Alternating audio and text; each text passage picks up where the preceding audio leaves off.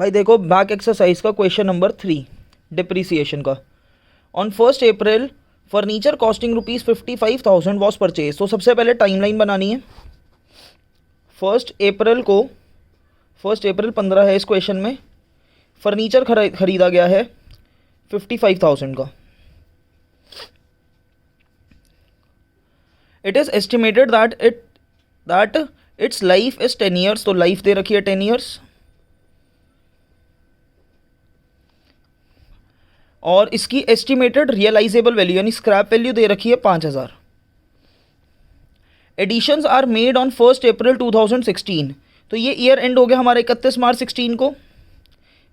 Next year शुरू होते के साथ ही 1 अप्रैल 16 को फर्नीचर 2 खरीदा फॉर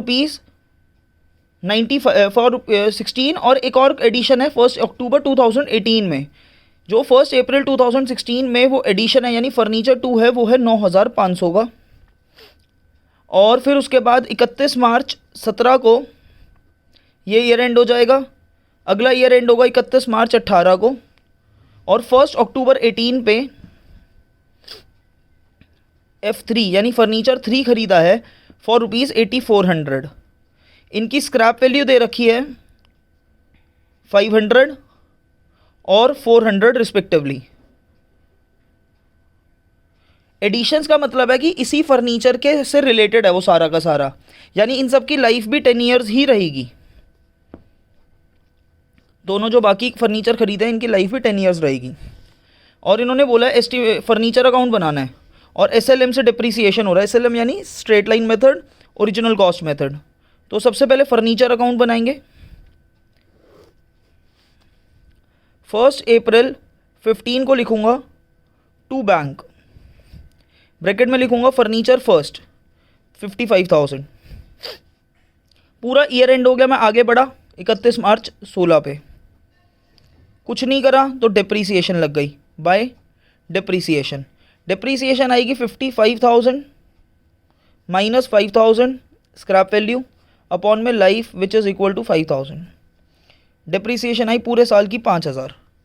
ईयर एंड हो गया, टोटलिंग करी 55,000 31 मार्च 16 को बाय बैलेंस CD 50,000। 1 अप्रैल 16 को सबसे पहले opening balance to balance BD 50,000।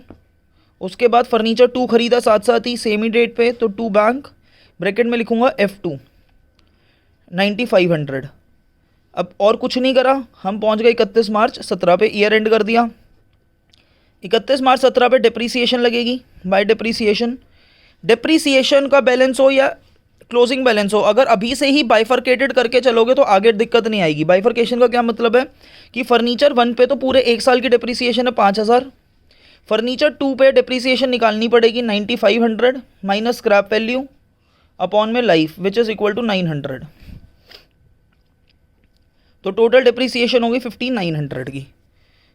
31 मार्च 17 को टोटल करेंगे सबसे पहले 59,500। अगर मैं आपको कॉमन सेंस बताऊं तो क्लोजिंग बैलेंस क्या बचेगा बैलेंस CD में। फर्नीचर 1 की स्टार्टिंग में वैल्यू थी 50,000, जिस पे 5,000 की डिप्रिसिएशन लग गई, तो बचा 45,000। प्लस फर्नीचर 2 था स्टार्टिंग में 9500 का, जिस पे 900 की डिप्रिसिएशन लग गई, तो बचा 8600। 45 प्लस 8 53,600 ये वैल्यू बचेगी। इसमें से इसको माइनस करोगे तब भी यही आएगा।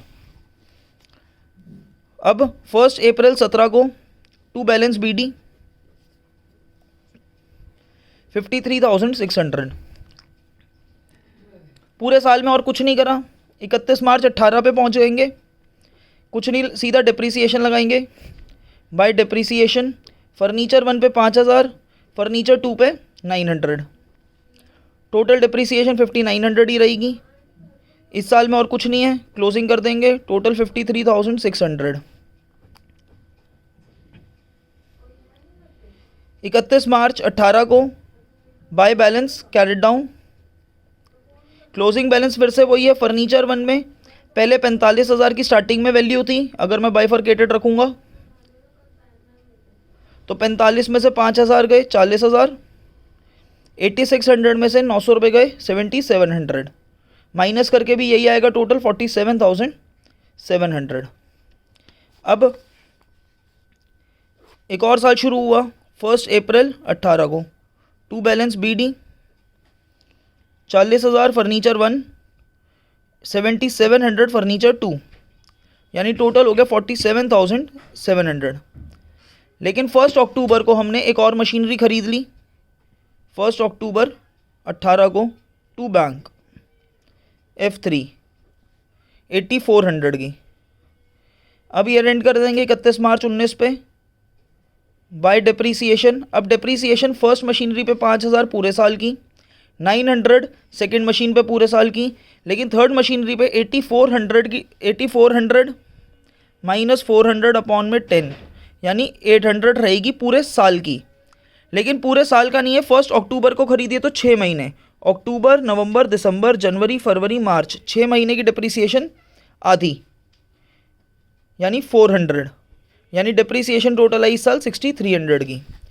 टोटल करेंगे 47 + 8 55, 56,100। 31 मार्च 19 को by balance CD। First machinery की वैल्यू स्टार्टिंग में 40 थी, 5,000 की डिप्रीसिएशन 35,000। सेकेंड मशीनरी की वैल्यू 7700 थी, 900 का डिप्रीसिएशन 6800।